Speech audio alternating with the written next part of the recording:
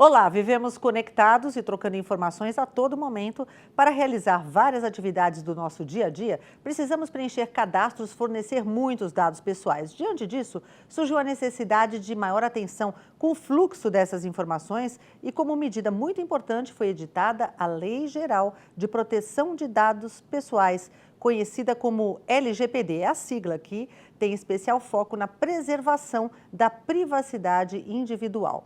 Hoje nós vamos falar sobre os aspectos gerais da LGPD e a aplicação no legislativo. Participam hoje deste programa duas convidadas, que uma delas é a doutora Andrea Raskovski, procuradora legislativa, membro do Comitê Gestor de Segurança da Informação da Câmara Municipal de São Paulo, e também a doutora Cíntia Rosa Pereira de Lima, que é professora de Direito Civil da USP de Ribeirão Preto e coordenadora do Núcleo Tecló do Instituto de Estudos Avançados da USP. Primeiramente, gostaria de agradecer a presença de ambas. Sejam bem-vindas. Muito obrigada, Elisa, agradeço os nossos ouvintes, é um prazer estar aqui participando desse programa com a doutora Andrea, uma honra. Um prazer também muito grande trazer a doutora Cíntia, já assisti a palestra dela, e é realmente ela entender do assunto que a gente vai tratar aqui. E este é um tema que interessa a todos, não é? Porque mexe diretamente com a vida da gente, né? Eu vou começar com a doutora Andrea. O que se pretendeu, doutora Andrea, com a edição da Lei Geral de Proteção de Dados Pessoais, uma lei que leva o número 13.709 de 2018?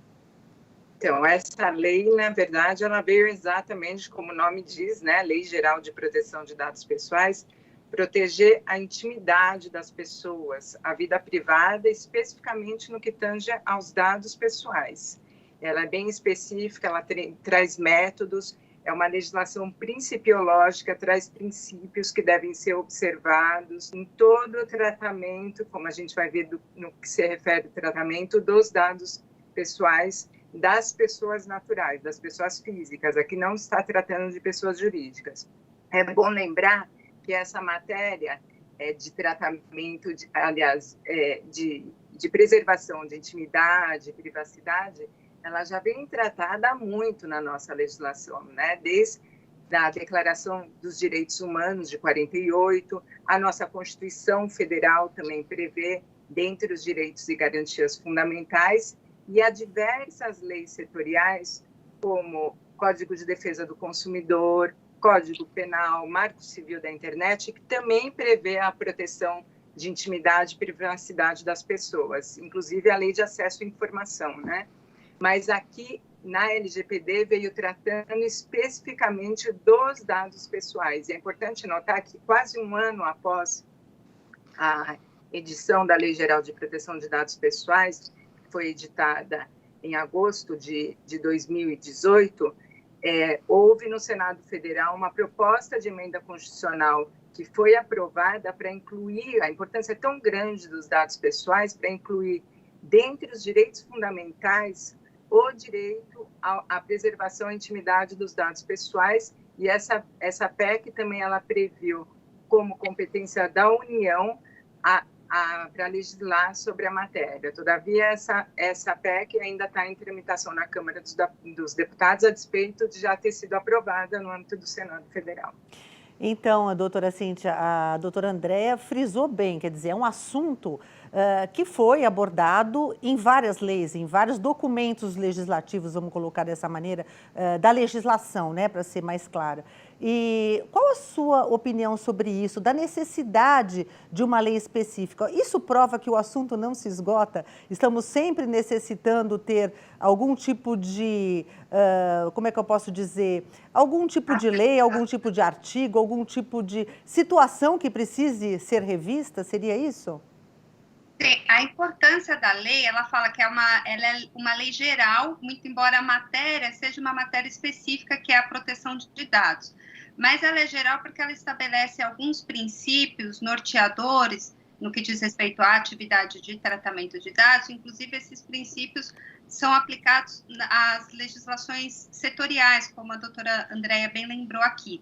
A importância do Brasil ter uma lei geral de proteção de dados é enorme, até para que o Brasil possa se inserir no contexto do capitalismo informacional. Eu participei na Câmara dos Deputados de uma audiência pública em que eu comentei justamente isso, que os empresários, o poder público, eles têm que olhar para a Lei Geral de Proteção de Dados como um investimento, e não um problema, e não um óbice, porque tanto nas legislações, por exemplo, o Regulamento Geral Europeu, a Lei Argentina de Proteção de Dados, a Lei do Uruguai, essas leis falam que para um país receber informações de pessoas, cidadãos desses países, o Brasil, o país que queira receber, por exemplo, o Brasil tem que demonstrar que tem um nível adequado de proteção de dados. E esse nível adequado, ele foi assim estruturado, idealizado na União Europeia para o enforcement da lei, porque a circulação hoje é transfronteiriça dessas informações. Por exemplo, a gente usa Microsoft Teams, tem uma rede social no Facebook, usa as aplicações da Google. Essas empresas são sediadas nos Estados Unidos, e aí fica a discussão que lei que aplica, porque a sede dessas empresas é lá. Então, a Europa fala, olha, para os dados de europeus serem enviados para esses países, essas empresas sediadas em outros países, esses países têm que demonstrar um nível adequado de proteção de dados. Então, o Brasil, para poder receber dados e a gente viabilizar, por exemplo, plataformas, redes sociais e plataformas de ensino à distância por empresas brasileiras, o Brasil tem que demonstrar que ele tem um nível adequado de proteção de dados. E aí não bastavam só essas leis setoriais, e mesmo o Marco Civil da Internet, quando falava em proteção de dados, precisava de uma lei específica, inclusive com a previsão de um órgão independente, que é a Autoridade Nacional de Proteção de Dados, para monitorar, fiscalizar o cumprimento da lei e regulamentar, porque, como você disse, Elis, essa é uma lei que ela está em constante atualização, como a doutora Andréa aqui bem colocou. É uma lei principiológica justamente para acomodar a evolução tecnológica de tratamento de dados, por exemplo, até a inteligência artificial, que utiliza muitas informações pessoais. Então, essa lei ela é assim estruturada para poder acomodar, e para isso é importante o regulamento, ou os regulamentos que virão após a criação efetiva da autoridade. Então, é fundamental para o Brasil ter uma lei, ela é importante e ela tem os seus princípios próprios, ela traz direitos aos titulares de dados, obrigações aos controladores e operadores. Controladores são os agentes de tratamento de dados, controlador e operador. O controlador dita as regras do tratamento de dados e o operador coloca em prática. Então, é muito mais fácil, e quanto à segurança jurídica, essas partes saberem com antecedência quais as obrigações, os titulares saberem os seus direitos, e assim todo mundo sabe as regras do jogo antes de começar.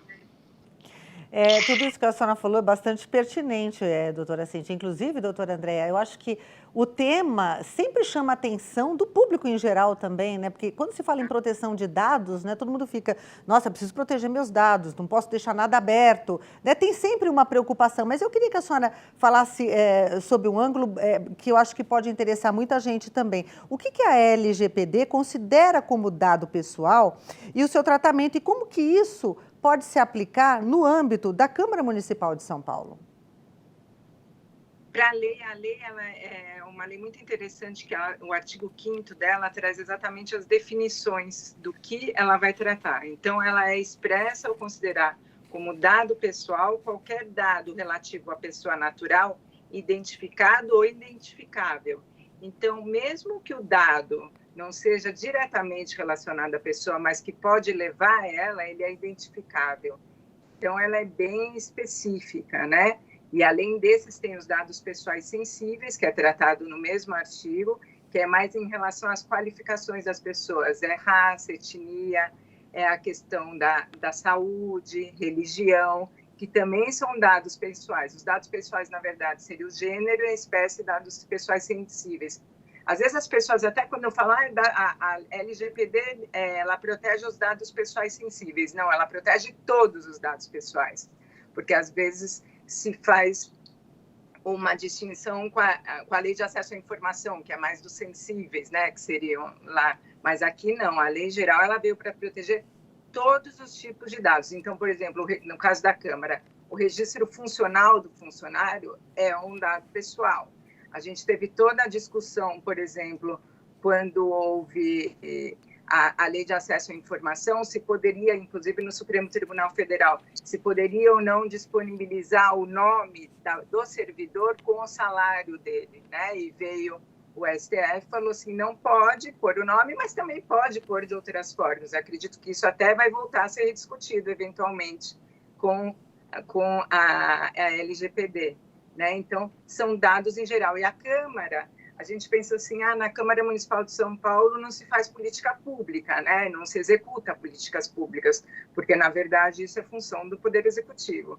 Só que a Câmara, ela está plena de dados, como em todos os lugares, a gente não percebe, né? Mas quando a gente vai parar para pensar, você admite servidores, você faz contratos, por exemplo, com a TV Câmara, tem funcionários da TV Câmara, tem funcionários da limpeza, que são empresas terceirizadas dentro da Câmara, tem inúmeras questões, o carro que entra na Câmara, você precisa dos dados do automóvel, a placa, de quem é aquele carro. Então, todos esses dados, a lei vai trazer como eles devem ser tratados e cuidados, razão pela qual a Câmara também tem que implantar toda a normativa da LGPD dentro do Legislativo Municipal. Complementando que a doutora Andrea mencionou, é importante frisar que a Lei Geral de Proteção de Dados ela é expressa e se aplica também aos entes públicos. Então, nesse sentido, deve se adequar a todo o processo e fazer um mapeamento, né, como a doutora Andrea, um mapeamento dessas informações que identificam ou possam identificar as pessoas. Inclusive, a Câmara usa também ferramentas digitais para disseminar informação, conteúdo. E aí tem também informações pessoais, por exemplo, uma pessoa que curte uma entrevista, um comentário. E esse também é um dado que pode identificar a pessoa. Então, essa política de cookies no site da Câmara, a política de privacidade e proteção de dados também é um documento importante no site. A questão do cookies, inclusive, né, o pessoal da área digital fala, quando você aceita o cookie, na verdade, você está aceitando que vejam suas informações mesmo, né? E o leigo, normalmente, inclusive eu como leiga em âmbito de digital, você às vezes clica lá, põe que aceita o cookie e você não sabe, na verdade, o que você está disponibilizando, né? Já esclareceu um tema bastante interessante também agora, hein, doutora Andrea? Muito bom também, doutora Cíntia. Importante mesmo essas considerações. Eu vou fazer agora um rápido intervalo, mas nós já voltamos para falar sobre a Lei Geral de Proteção de Dados. Até já.